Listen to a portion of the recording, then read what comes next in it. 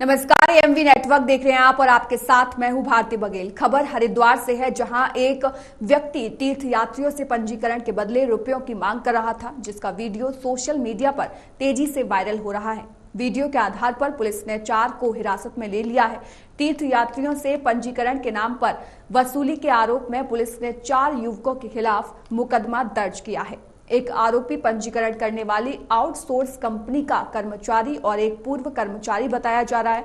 चारधाम यात्रा प्रबंधन और नियंत्रण संगठन के व्यक्तित्व अधिकारी ने पुलिस को लिखित शिकायत भी दी है। तो उत्तराखंड के हरिद्वार की खबर आपको बता रहे हैं, जहां पर युवकों के खिलाफ जो है मुकदमा दर्ज किया गया है। साथ ही साथ तस्वीरें आपको साफ तौर पर दिखा रहे हैं, जहां पर चारधाम यात्रा के नाम पर धोखाधड़ी का मामला जो है वो सामने आया है। तीर्थ यात्रियों से पंजीकरण के नाम पर यहां पर वसूली की जा रही है और युवकों के खिलाफ अब पुलिस के द्वारा मुकदमा दर्ज कर लिया गया है। आगे की कार्रवाई जो है वो पुलिस के द्वारा लगातार की जाएगी। हालांकि चारधाम यात्रा जब से शुरू हुई है तब से तमाम तरह की परेशानियां जो है, अव्यवस्थाएं इसमें देखने को मिल रही हैं।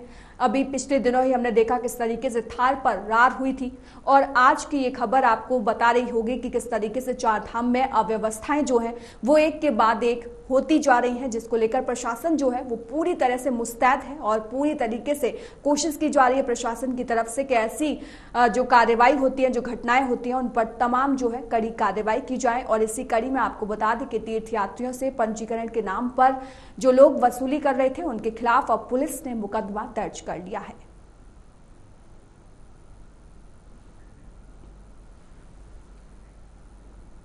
वहीं इस पर अधिक जानकारी के लिए हमारे साथ ब्यूरो चीफ पवन दीक्षित फोन लाइन पर जुड़ गए हैं। पवन, क्या कुछ अपडेट है?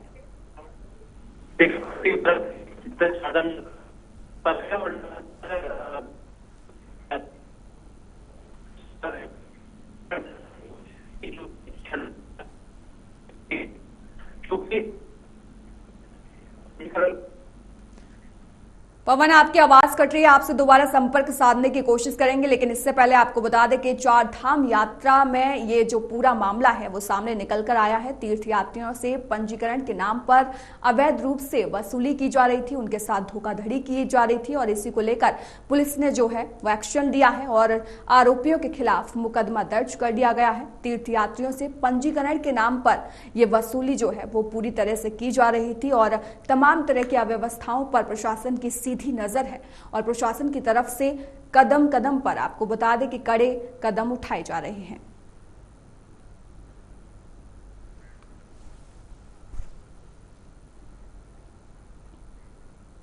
मोदी सरकार के तीसरे कार्यकाल की शुरुआत से पहले सेना में भर्ती की अग्निवीर योजना को लेकर एक बार फिर राजनीतिक बहस शुरू हो गई है। जेडीयू प्रवक्ता केसी त्यागी ने कहा कि अग्निवीर योजना को लेकर मतदाताओं के एक हिस्से में नाराजगी रही है। हमारी पार्टी चाहती है कि इस योजना की कमियों और खामियों पर विस्तार से बात होनी चाहिए, क्योंकि जनता ने इस पर सवाल उठाए हैं।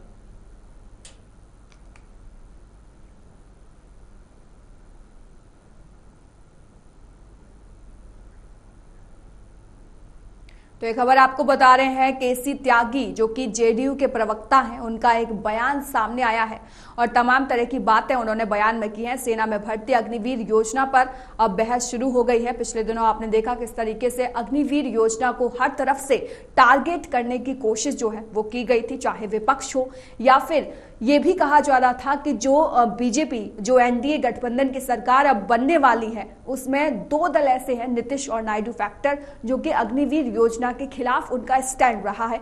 आगे की प्रक्रिया क्या कुछ होगी, अग्निवीर को किस तरीके से आगे ढाला जाएगा, किस तरीके से प्रस्तुत किया जाएगा, ये देखने वाली बात होगी। लेकिन अभी आपको बता दें कि अग्निवीर पर अब सियासी मोर्चा जो है वो शुरू हो गया है। इस पर अधिक जानकारी के लिए हमारे साथ ब्यूरो चीफ पवन दीक्षित फोन लाइन पर जुड़ गए हैं। पवन, क्या कुछ मामला है और क्या कुछ अपडेट है अभी तक? बिल्कुल भारतीय, जिस तरह से चारधाम यात्रा को लेकर के यात्रा व्यवस्था को बेहतर करने के उद्देश्य से मुख्यमंत्री पुष्कर सिंह धामी भी लगातार अपडेट ले रहे हैं, वहीं मुख्य सचिव के द्वारा भी लगातार पल पल की जो अपडेट है वो ली जा रही है। साथ ही साथ व्यवस्थाओं को बेहतर करने के लिए दिशा निर्देश दिए गए थे, उसकी भी समय समय पर समीक्षाएं की जा रही है। ये ताजा मामला हरिद्वार से जुड़ा हुआ है, क्योंकि हरिद्वार से ही पहला पड़ाव शुरू होता है चारधाम यात्रा को लेकर के। वहां पर हो रही ऑफलाइन पंजीकरण की व्यवस्था में जो अभी जो ताजा मामला गड़बड़ी का सामने आया है, उसको लेकर के 4 लोगों को अभी तक हिरासत में लिया गया है और ये भी सुनिश्चित करने के लिए उच्च अधिकारियों के द्वारा निर्देशित किया गया है कि इस तरह की घटनाएं दोबारा न हो, इसके लिए कठोर कदम। ठीक है पवन, ये तो बात हो गई चारधाम यात्रा की। अभी हाल ही में जेडीयू के प्रवक्ता केसी त्यागी का बयान सामने आया है अग्निवीर योजना को लेकर, उस पर क्या कुछ अपडेट है? हाँ बिल्कुल, भारतीय जैसे ही एनडीए की सरकार बनी है कि इस बार भारतीय जनता पार्टी अपना पूर्ण बहुमत का आंकड़ा नहीं छू पाई और उसके बाद में एनडीए के जो घटक है उन भारतीय जनता पार्टी यानी कि प्रधानमंत्री नरेंद्र मोदी आज प्रधानमंत्री पद की शपथ लेने जा रहे हैं। और जैसे ही मतगणना हुई थी उसके बाद में जैसे रिजल्ट आया था और स्थिति पूरी तरह से साफ हो गई थी, उसके बाद से ही कई चीजों को लेकर के सत्ताधारी पार्टी हो या फिर एनडीए के अन्य घटक दल हो या फिर विपक्षी जो पार्टियां हैं उनकी जो संगठन है इंडिया गठबंधन है, उसके नेताओं के द्वारा भी तमाम तरह के सवाल खड़े किए जा रहे थे। कि जेडीयू एनडीए का दल है, भारतीय जनता पार्टी मुख्य सहयोगी दल है और उसके जो राष्ट्रीय नेता है केसी त्यागी, उनके द्वारा ये बात उठाई गई थी राष्ट्रीय स्तर पर की जो अग्निवीर योजना केंद्र सरकार ने लागू की है, उससे कहीं न कहीं एनडीए को, भारतीय जनता पार्टी को इस चुनाव में कहीं न कहीं आक्रोश देखने को मिला है युवाओं में। तो यही वजह है कि जो हमारी सीटें, जो हमारी उम्मीद थी, क्योंकि अगली बार 4 पार एनडीए का जो नारा दिया गया था भारतीय जनता पार्टी के द्वारा, एनडीए के द्वारा, वो कहीं न कहीं एनडीए छू नहीं पाए हैं, उसके करीब नहीं पहुंच पाई है। 400 पार तो दूर है, 300 पार नहीं हो पाए हैं। तो ऐसे में अग्निवीर जो योजना है वो जाकर समीक्षा करने के बाद ही इस पर कुछ परिवर्तन जो संशोधित हो सकते हैं उसमें संशोधन करने की बात उन्होंने उठाई थी। इसके बाद में अन्य दल और अन्य जो नेता हैं, अन्य जो एनडीए के घटक दल हैं, उन लोगों ने भी इसकी जो अन्य योजनाएं हैं जिससे कहीं लाभान्वित नहीं हो पाए हैं एनडीए, उस पर विचार करने की बात कहने लगे। पवन, ऐसा देखा जा रहा है कि विपक्ष की तरफ से भी बार बार इस मुद्दे को लेकर टारगेट किया गया है बीजेपी को। अब बीजेपी के ही घटक दल भी जो है वो अग्निवीर को लेकर सामने आ रहे हैं खबरों में। क्या लगता है आपको ये मुद्दा जो है वो कितना बड़ा बनने वाला है और बीजेपी के लिए कितना मुश्किल भरा होने वाला है? कि भारतीय प्रधानमंत्री नरेंद्र मोदी का ये जो रिकॉर्ड रहा है कि जो भी उन्होंने निर्णय लिए हैं उसमें कोई भी अड़चने आई हो, भले ही उसमें थोड़ा बहुत परिवर्तन भले किया हो, लेकिन पूर्ण रूप से उस योजना को प्रतिबंधित नहीं किया है। तो ऐसे में अब एक और प्रधानमंत्री नरेंद्र मोदी उसी एनडीए के घटक दलों के साथ मिलकर के आज शपथ ग्रहण करने जा रहे हैं। तो ऐसे में जो एनडीए के जो घटक दल हैं जो अभी ये बातें उठा रहे हैं वो कल सरकार में आएंगे तो कहीं न कहीं अगर वो आवाज उठाते हैं उनको भी वो समाज के जो अन्य वर्ग हैं, समाज के जो जनता है उसका विरोध भी झेलना पड़ेगा। और अगर भारतीय जनता पार्टी उनकी इस मंशा पर विचार नहीं करती है जी, तो भारतीय जनता पार्टी और इंडिया गठबंधन को भी एक बार मौका मिलेगा। लेकिन प्रधानमंत्री का जो राजनीति करने का नेचर रहा है उसमें बदलाव करने की बड़ी कम उम्मीद है। हाँ, ये जरूर है यदि उसमें कोई गड़बड़ी आती है उससे कोई पार्टी को नुकसान या जनता को नुकसान, युवाओं को नुकसान, अग्निवीरों को नुकसान, सेना को नुकसान यदि होता है तो उसके सूक्ष्म परिवर्तन किए जा सकते हैं। वो बैठ करके तो भी समीक्षाएं होंगी, हर पहलू पर विचार किया जाएगा, उसमें जो नियम कानून अभी तक तय किए गए हैं उसमें कुछ संशोधन किया जा सकता है। पवन, अगर मैं उत्तराखंड की बात करूं तो उत्तराखंड में युवाओं के बीच में इसको लेकर क्या कुछ विचार सामने आ रहे हैं? हालांकि उत्तराखंड में इस तरह से युवाओं के तरफ से ऐसा कोई भी अग्निवीर को लेकर के बयानबाजी नहीं की, लेकिन जो राजनीतिक है उन्होंने इस अग्निवीर मुद्दे को लेकर के राजनीति जरूर की है, चाहे वो चुनाव के समय हो या चुनाव से पहले हो। कांग्रेस यहाँ का मुख्य विपक्षी दल है। कांग्रेस के द्वारा अग्निवीर योजना को लेकर के पहले से ही आवाज बुलंद की जाती है, युवाओं के बीच में जाकर के युवाओं को आकर्षित करने और युवाओं को इस योजना के जो नुकसान है उसके बारे में बताया जाता रहा है। और उत्तराखंड के लिए खास तौर से ये भी कहा जाता है कि उत्तराखंड सैन्य बाहुल प्रदेश है, यहाँ के प्रत्येक स्तर से कोई न कोई सेना में किसी न किसी रूप में अपनी सेवाएं देता है। इसलिए इस योजना का सबसे ज्यादा यदि कहीं नुकसान हुआ है देश भर में तो उत्तराखंड और उत्तराखंड के लोगों का हुआ है। अब जब आज प्रधानमंत्री मोदी शपथ लेने वाले हैं पवन, तो ऐसे में क्या तस्वीरें जो है वो आगे के लिए सामने आ सकती हैं, क्योंकि घटक दल तो हैं जेडीयू और टीडीपी और तमाम तरह के सवाल अभी से ही इनके द्वारा उठाए जाने लगे हैं। आगे क्या कुछ तस्वीरें सामने आ सकती हैं? हालांकि आज जब 7:15 पर राष्ट्रपति भवन में जब प्रधानमंत्री नरेंद्र मोदी देश के 18वें प्रधानमंत्री के रूप में जब वो शपथ लेंगे, 18वीं लोकसभा के प्रधानमंत्री के रूप में जब वो शपथ लेंगे तीसरी बार लगातार 1982 के बाद में और देश आजाद होने के बाद में पहले ऐसे प्रधानमंत्री हैं जो लगातार तीसरी बार प्रधानमंत्री पद की शपथ लेंगे। उम्मीदें बहुत हैं लोगों को और साथ ही साथ जो घटक दल हैं उनको भी काफी उम्मीदें हैं। अड़चनें क्या आएंगी, क्योंकि जब भी कोई गठबंधन की सरकार होती है तो कहीं न कहीं दिक्कतें होती है। उतना स्वतंत्र रूप से कोई भी बड़ा निर्णय लेने में कोई भी सरकार कामयाब नहीं हो पाती है। लेकिन प्रधानमंत्री का जिस तरह से नेचर रहा है उससे ये तय है कि प्रधानमंत्री अपना नेचर नहीं बदल पाएंगे। घटक दलों को साथ में भी लिया जाएगा और बड़े निर्णय भी लिए जाएंगे, क्योंकि प्रधानमंत्री ने पहले ही मुझे संदेश दे दिया है कि अभी तो ये जो 10 साल था वो टेलर था, अब पिक्चर तो अभी बाकी है। तो इसका मतलब पूरी तरह से साफ है कि अब और ज्यादा कड़े और बड़े निर्णय प्रधानमंत्री नरेंद्र मोदी अपनी राजनीतिक क्षमता को दिखाते हुए लेंगे और घटक दल भी उनके साथ में रहेंगे। ठीक है पवन, धन्यवाद तमाम जानकारी के लिए। उत्तराखंड में एक बार फिर से कांग्रेस को मिली करारी हार के बाद अब कांग्रेस में नेतृत्व परिवर्तन की आवाज उठने लगी है, जिसको लेकर बीजेपी विधायक विनोद चमोली ने कांग्रेस पर कटाक्ष करते हुए कहा कि कांग्रेस को अगर परिवर्तन करना है तो उत्तराखंड में पहले हरीश रावत का परिवर्तन करें, क्योंकि कांग्रेस उत्तराखंड में है और वहां तो हरीश जो है वो कांग्रेस है। उनका अध्यक्ष आपको बता दें कि साथ ही साथ तमाम तरह की बातें जो है वो उनकी तरफ से की गई और तमाम तरह के बयानबाजी जो है वो हरीश रावत को लेकर उन पर लगाई गई थी।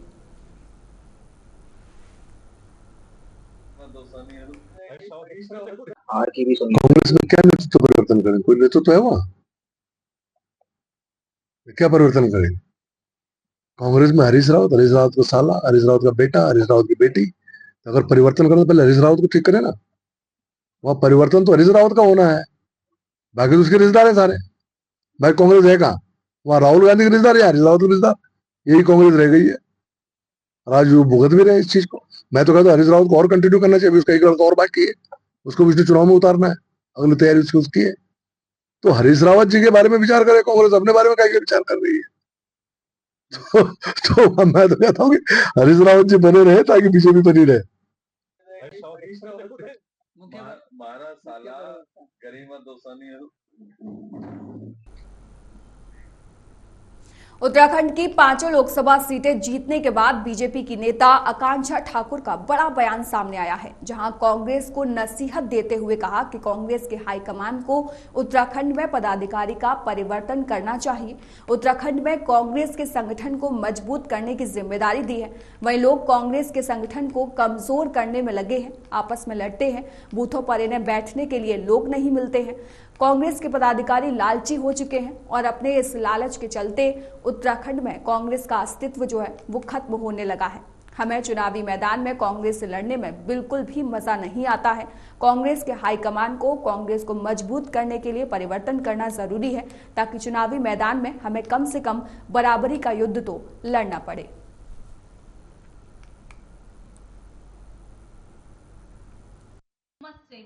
मैं सबसे पहले तो मैं खुद अफसोस में हूँ कि वहाँ पे ऐसा क्यों हो गया, लेकिन अयोध्या की जो जनता है ना बड़ी भोली भाली है। वहाँ विपक्ष के उसमें आके जनता फंस गई है। जो विपक्ष ने भ्रम फैलाया है कि हम तुम्हें ये देंगे, हम तुम्हें वो देंगे, और सबसे बड़ा 8,500 का जो उन्होंने प्रति माह देने का वो फैलाया है भ्रम, उस चीज़ को लेके विपक्ष में अयोध्या वासी की जो जनता है फंस गई है। और दूसरी बात कि जनता को बहुत ही जल्दी समझ में आएगा कि हमने ये क्या किया है। पार्टी में किस तरीके की मजबूती है, जैसे 5 सीट जीते हैं आप लोग। चारधाम यात्रा और वीकेंड के चलते सड़कों पर जाम की स्थिति बनी रही। शनिवार सुबह से ही गाड़ियों की रफ्तार धीमी से यात्रियों को काफी परेशानी का सामना करना पड़ा। ट्रैफिक जाम की स्थिति को देखते हुए पुलिस की ओर से अतिरिक्त फोर्स भी तैनात किया गया था, लेकिन पुलिस फोर्स की कड़ी मेहनत के बाद भी ट्रैफिक जाम से निजात नहीं मिल पाया।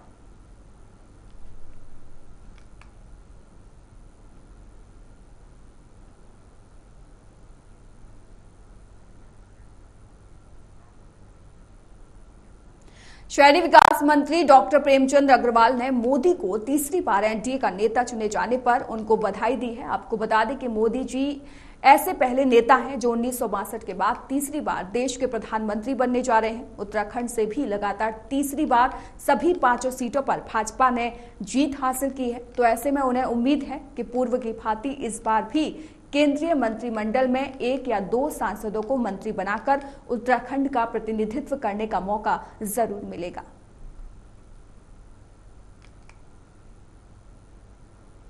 देखिए, सबसे पहले तो यह है कि आज हमारे माननीय मोदी जी को एनडीए का नेता चुना जा रहा है, उनके लिए बधाई है उनको।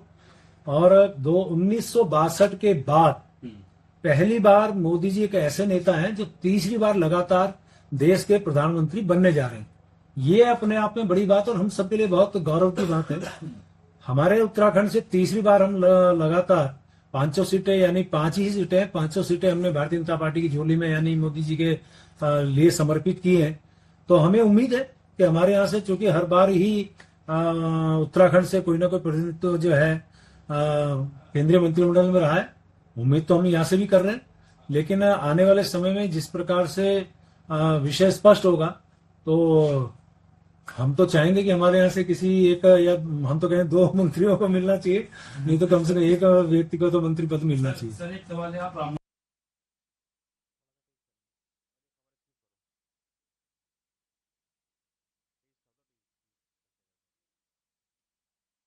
केंद्रीय मंत्रिमंडल में 1 या 2 सांसदों को मिल सकती है जगह, ऐसी जो संभावनाएं हैं वो उत्तराखंड की तरफ से लगातार जताई जा रही हैं और इसी को लेकर तमाम कयास भी लगाए जा रहे हैं कि उत्तराखंड में तीसरी बार भी बीजेपी की जीत हुई है। और इसको लेकर अब ये कयास लगाए जा रहे हैं कि 1 या 2 मंत्री पद, मंत्रालय जो है वो उत्तराखंड के हाथों में आ सकते हैं।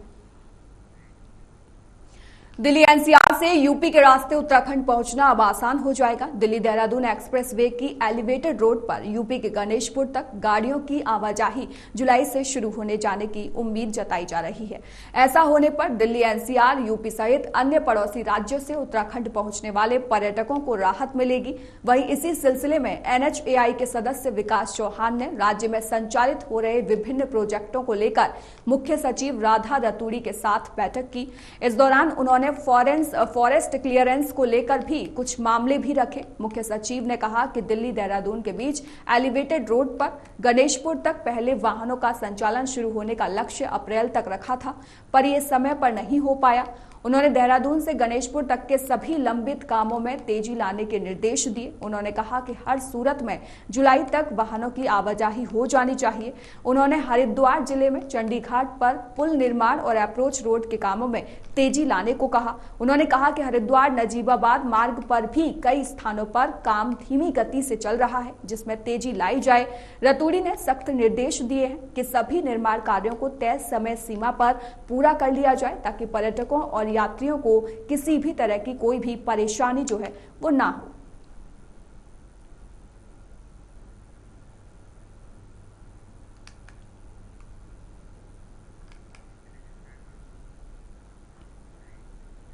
नैनीताल के प्रसिद्ध नैना देवी मंदिर में रील बनाने पर पूर्ण रूप से प्रतिबंध लगा दिया गया है। रील्स बनाने पर मंदिर प्रशासन की ओर से सख्त एक्शन लिया जाएगा।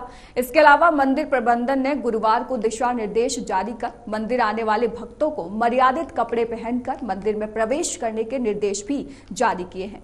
नैना देवी मंदिर अमर उदय ट्रस्ट के अध्यक्ष राजीव लोचन साहा ने ये जानकारी देते हुए बताया कि मां नैना देवी मंदिर 51 शक्तिपीठों में शुमार है। यहाँ आने वाले भक्तों और पर्यटकों की ओर से रील बनाई जाती है, जिस पर मंदिर प्रबंधन ने पूर्ण रूप से रोक लगा दी है। आपको बता दें कि बीते दिनों एक महिला ने मंदिर परिसर में आपत्तिजनक रील बनाकर सोशल मीडिया पर वायरल किया था, जिससे हजारों भक्तों की भावनाएं आहत हुई थी। इसे देखते हुए मंदिर प्रबंधन ने मंदिर में रील बनाने के फैसले पर रोक लगाई है। वहीं अगर कोई भी भक्त या पर्यटक रील बनाता हुआ पाया गया तो उसका मोबाइल जब्त कर उसके खिलाफ कानूनी कार्रवाई की जाएगी।